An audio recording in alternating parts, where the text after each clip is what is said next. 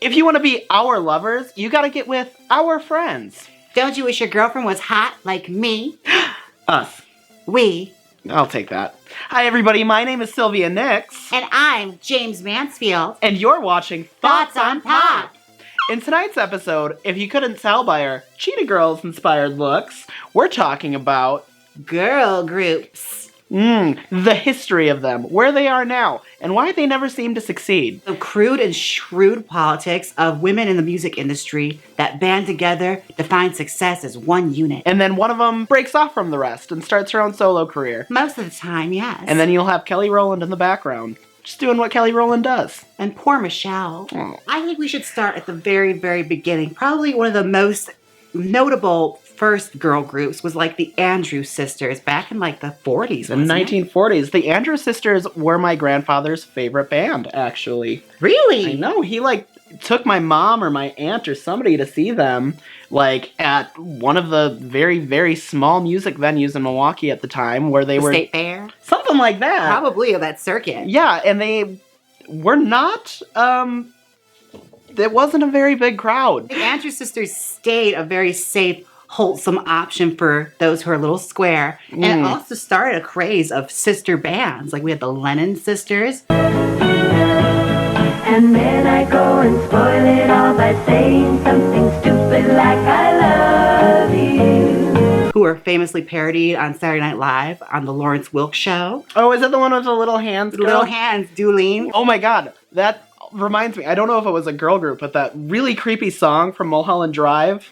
That David Lynch movie where it was all like 16 reasons why. Oh, Connie Stevens. Connie Stevens. Not technically a girl group, but definitely a part of the 1960s girl group sound, which we could talk about too, because that's what the Lennon Sisters and the Andrews Sisters eventually started the formula of. Right. A very, very early formula. And then, I mean, I feel like as soon as you had that kind of establishment of this very safe, marketable, almost innocent brand of pop music, in the 1960s, Detroit actually had a huge boom of, instead of placing emphasis on innocence, Motown came into being, and bands like the Supremes and the Shirelles and Marvelettes, the Chantels, all of these great groups started putting out fantastic records, some of the best records in music history.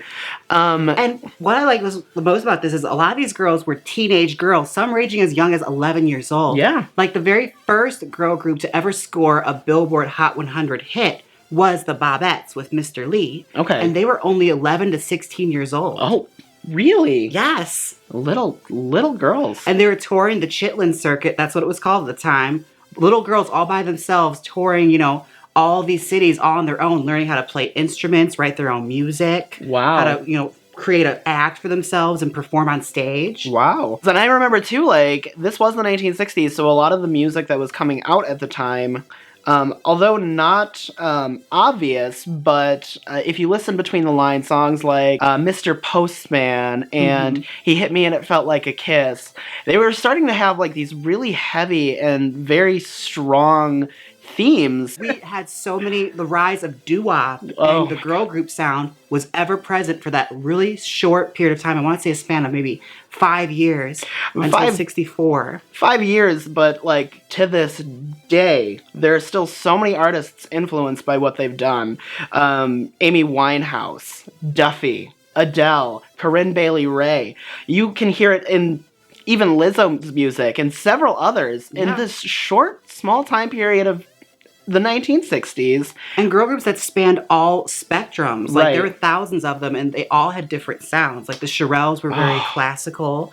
You had Toys, who were, using operatic high notes. How gentle is the rain that falls softly on the meadow. The Supremes, who were full-on bubblegum pop. Oh my god. The Supremes, who I think we should kind of divulge about the Supremes a little bit, because what happened to them is kind of indicative of what happens to a lot of these girl groups. Diana Ross went solo. Yes. And had a tremendous, tremendous solo career, where the rest of the Supremes kind of got left by the wayside. And it started off as an even and even sharing amongst the girls, and eventually divulged into the Supremes to Diana Ross and the Supremes, where she is being groomed for a solo career. And I feel like Motown kind of knew that they were going to do that with. They knew. Yeah. Also, the Supremes were very kind of safe, a little bland in their presentation. They were very Vegas. Mm-hmm. What I love most about the girl group sound in the 1960s were the bad girl groups, like the Shangri-Las and the Ronettes. Oh, the sexy ones. The girls that we're talking about, Shangri-Las especially, so melodramatic. Yeah. All of their music, the leader of the pack, remember walking in the sand. It was dirty. Brooding over bad boys that wore heavy boots. It was so dirty, but it was actually so clean in how dirty it was. Yeah, they were very sanitary in the way that they approached it because they were marketing. It was all grown men and women writing songs for teenagers. Wasn't the song by the Ronettes, Going to the Chapel? I don't think that was originally by them. I know they did a cover of it. They did a cover of it, but wasn't that song about getting hitched in Vegas? Yes. Yeah. Will You Love Me Tomorrow by the Shirelles. It's about losing your virginity. Will You Still Love Me Tomorrow? Like, that's probably, now that you say it, my favorite song of all time. It's beautiful. It is such a wonderful song, and it brings out so many emotions. And not to mention Amy Winehouse again, but that was like one of the last songs that she had ever recorded, and she put so much passion into a song that was, she listened to that growing up, and hearing her sing it towards the end of her life was almost a gift to our fans. And the Shirelles, We Love Me Tomorrow, what I love the most about that song is it is a relatively simple song, and the way that it's sung is very interesting to me because Shirley Austin Reeves' vocals in that, there is sorrow in there that really let the words speak for themselves of a girl that's doubting whether or not this man will love her after she has sex with him.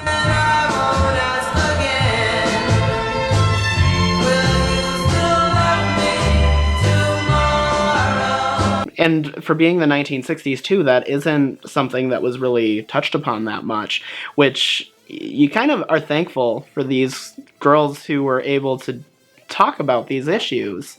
And it's interesting how that's a wedding song for a lot of people. Oh, yeah. It's a very somber wedding song. And what the sad thing about the 1960s girl group sound and that wonderful 5 years that we got, do you want to know why that sound ended? Why? The Beatles. Oh. The Beatles came and killed it almost overnight. All the girl groups fell out of favor. I'm not going to be that pretentious asshole who goes on a huge rant about why I hate the Beatles. I could, but I'll hold off. I am not a fan of the Beatles, but I do think what the Beatles did was they shifted the focus from poppy music to like a little more edgy music, and we did get some excellent groups that came after that. And granted, they're not like girl groups per se, but Jefferson Airplane and the Mamas and the Papas. It took what I don't really like about the Beatles, and you could fight me on this, internet. I don't care.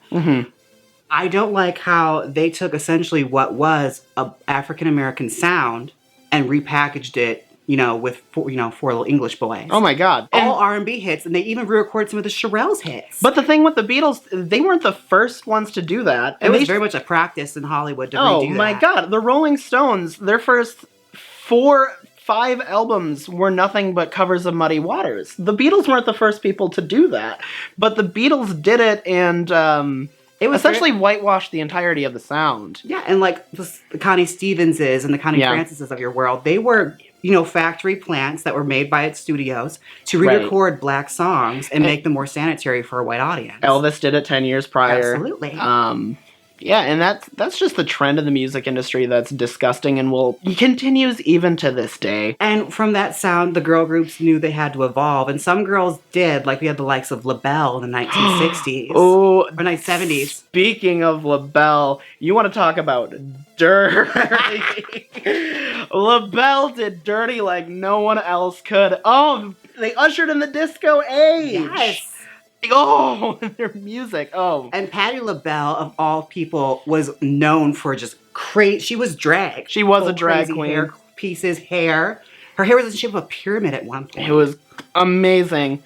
And I mean, they were the first ones to do like Lady Marmalade, and the remake, the cover of it for Moulin Rouge is great, but there's definitely a lost edge of like sleaze that LaBelle gave with it. When they sang it, they made it dirty. They made you want to fuck. And as far as the 80s girl groups go, we had the likes of we had rock stars like the Vixen and the Runaways. Bananarama. Wait, Bananarama was like, and then who else? There were the Bangles. The Bangles, the Go-Go's. There are a lot of them. Yeah. Expose. Oh, and was that the one that Paula Abdul was in? Paula Abdul was always a solo artist. But what didn't she come from? I swear to God, she was part of a girl group. Maybe and this is not like my forte. Maybe think of Jodie Watley. That's she was probably in a who girl I'm group. thinking of. And Michelle Visage. Yeah, Michelle Visage was in Seduction. And now, okay, I am guilty because this really, like, I don't listen to a lot of girl groups from the 70s and 80s. The kind of music that I'm into from that era is far darker and a lot more weird, and I smoked a lot of pot in high school. So I'll just kind of leave it at that.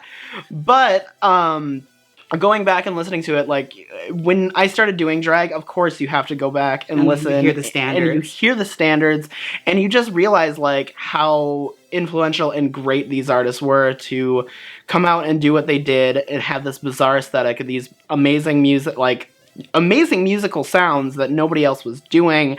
And you still see that in Lady Gaga videos and Iggy Azalea and whoever the fuck is doing what not these days. There's lots of callbacks. In girl groups going from the 80s into the 90s, you had the likes of En Vogue and Escape, the re-rise of R&B. Let's not forget the biggest group of this era, Destiny's Child. Destiny's Child. Destiny's goddamn child. You guys all know Destiny's Child. You know Beyonce. At least you know Beyonce. But you do not know how over Destiny's Child was. They were over. Oh, you know, I'll say it. I personally like Destiny's Child's music a little bit more than I like most of Beyonce's solo record. I think Lemonade changed a lot of my image of Beyonce. Not that I never ever disliked Beyonce, but I was still kind of yearning for... She's one of those artists where, like, I could see the appeal, but I never lived for her.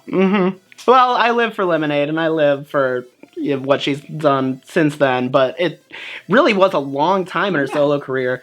She's been in the game for a long time, 20 years. Oh, yeah. Hard to believe. As well, in the 90s, like, we had this huge explosion of grunge as well. Nirvana was on the charts, and Alice in Chains were taking off. And then there was a movement called Riot Grrrl, where the focus was extreme feminism. These girls had some punch. Right. So they came all from, like, Portland and Seattle and this whole wave of, like, grunge music, and they were tough fucking bitches. Like, say what you will about Courtney Love. I absolutely adore her. However, like, jaded her image maybe right now.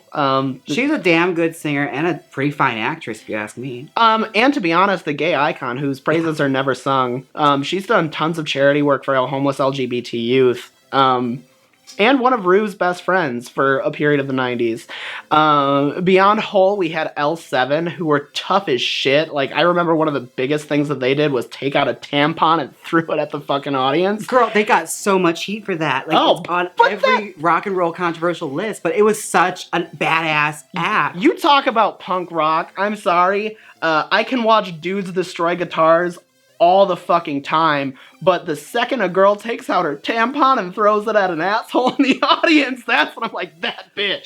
She is that bitch. I never understood the controversy, but, like, why is everyone so shocked that a band that sings songs like You Made My Shit List would throw a tampon at somebody? We had, like, Bikini Kill and, like, all these other, like, really fucking heavy groups that went on to inspire the music that I would listen to in high school. And then not to mention, like, the whole trend of, like, indie groups that were coming out, too, like La Tigra and... And to piggyback off of that, while we had the Riot Grrrl movement that kind of slowly fizzled out as the early 2000s started. My favorite girl group of all time is somebody who these girls, like, really suffered a huge hit in their career. The Dixie Chicks. So the Dixie Chicks came out and they had this string of, like, 4 or 5 solid albums in the 90s, Wide Open Spaces, and they were coming out with great hits. Goodbye Earl. And Landslide. it was, I'll say it, I don't care, attack me internet, I like the Dixie Chicks' version of Landslide better than Stevie Nicks singing Landslides, and I love Fleetwood Mac. My last name is Nicks, but the Dixie Chicks did it better. Sorry. Shots fired. Sorry about it. What I really respect about Natalie Maines and the Dixie Chicks was in like 2001, 2002, 2003. These girls were the purveyors of country music, and at the time, the most conservative groups of people were listening to country. In 2003, they went on tour in England, and Natalie Maines took a microphone and she said that she was ashamed that George Bush is a Texan. Mainstream country music did not take kindly to that. And they took such great hits to their career. Their record sales went down completely. And instead of them ever making any kind of public apology or saying that they regretted what they said, they came out with Not Ready to Make Nice. Yeah. Which was a song that threw all of this shit that they were receiving, death threats, on her fucking children. People were making death threats on Natalie Maines' kids. Props to them. They stuck to their guns. When they were finally allowed back in the CMAs, who did they bring out with them? None other than Beyonce. I applaud them. There's a whole other stem of controversy from there that it's pretty obvious as to why it was controversial. Oh yeah. You mean like most American conservatives are racist? What? No, I'm not making that statement. I am. I mean, it's crazy how Old Town Road's not considered a country song. Right. I wonder why that is. We are missing one huge one that we didn't talk about from the 90s. The Spice Girls. You know, we could talk all day long about the explosion that Destiny's Child was, but I don't think it really compares to just how nuts the explosion of the Spice Girls was. They were hot shit for at least a year. And they were everywhere. And they were everything. In a movie. Oh, the piece of shit movie. What are you talking about? That's one of the greatest movies ever made. Spice World is amazing. And their 2 albums that they came out with were fucking fantastic. There were some jams on there. Their songs make absolutely no sense. Oh, no. They defy not. logic. They were some bops. That brings us finally full circle to the girl groups of today, the 2000s and forward. We had the likes of the Pussycat Dolls, who were essentially just a girl group that was thrown together with, you know, a bunch of girls that could dance. Right. But pretty girls who had moves. Yeah. Yeah, but it started out as a burlesque troupe of all things, fronted by Carmen Electra. And then you're blowing my fucking mind. Yes, Robin Anton, who is a piece of shit, but she started the Pussycat Dolls as a burlesque troupe. And fronted by Carmen Electra. Carmen Electra was the celebrity face of them for a long time. And eventually she decided she wanted to branch more into music. So she dropped all the burlesque girls and Carmen and decided to rebrand it as a singing girl group. Fronted by former Eden's Crush reality show winner Nicole Scherzinger. You said reality shows, which brings us to another huge point. The trend of big girl groups started by reality shows. Danity Kane. And Eden's Crush. They didn't do anything. Nobody remembers anything Eden's Crush did. But no, I mean, it was really weird that these 2 bands were as successful as they were, given the fact that everybody knew they were just a marketing ploy. But people loved them. Those are the reality show girl groups of that time. Of this time, we have the likes of Little Mix from X Factor and Fifth Harmony, who were a product of the American X Factor. Okay, and Fifth Harmony and Little Mix are fucking poppin' though. Yeah, they by far have defied the odds of, being reality, a flash in the pan TV reality stars. show girl group. But the one thing that always seems to be the similarity with every single girl group just about is that they never last. No, they have 3 hit singles and then they're gone. Just about that, 3 to 4 hit singles, and then someone either goes solo or it breaks up, or the record label, just drops them. It. Yeah, I can't think of a single girl group that I think has defied the time frame of 6 years. And it's flabbergasting to me because you think of how many great songs we have because of it, and then the demand for these reunions and the references to so many different things that they've done, but they just can't seem to stick together. Well, for one, am really hoping that one day we'll get a girl group that stays together for longer than 10 years, who puts out great music that we get a greatest hits release from eventually. Honestly, yeah. Someone that really stands the test of time, and we'll see if that ever happens. I mean, anything can really happen in this world. You sound so optimistic. It's like a girl group song. Oh, to become... No. We're so good at what we do. I just farted by you. I hope you know You that. just crop dusted me. You're a whore. Anyway, my name is once again Sylvia Nix. And I'm Jaymes Mansfield. And you've been watching Thoughts on Pop. Click here and watch our last Thoughts on Pop on powerful women in action films. Or, you like wrestling? Watch a review of AEW's Double or Nothing. Come on, click it. You know you want to. If you don't click it, I'll leave Sylvia and make my breakout single with Jay-Z. So click it!